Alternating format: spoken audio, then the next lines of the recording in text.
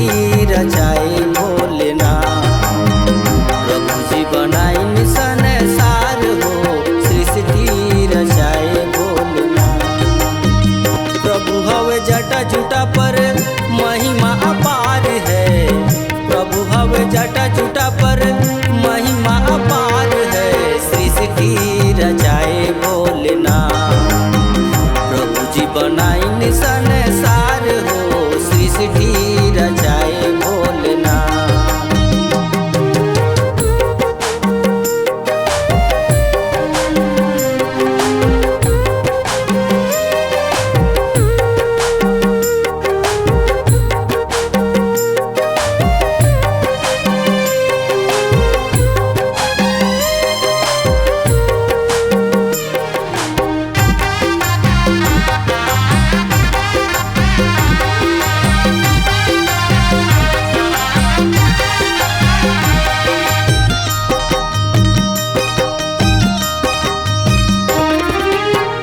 पहले जन्म प्रभु शिव जी पाई, दूसर में ज्ञानी ब्रह्मा।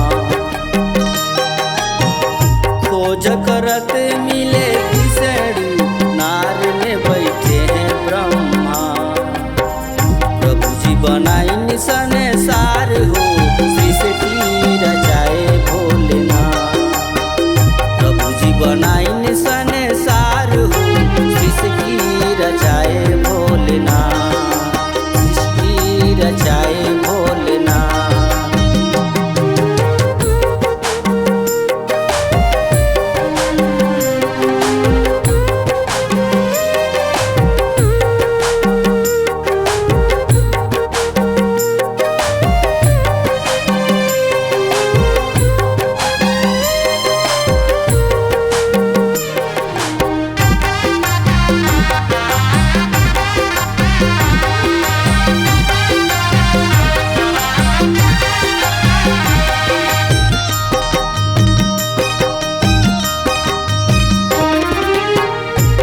के विचार से बने संसार हो, तब हम जन्मे हन भाई।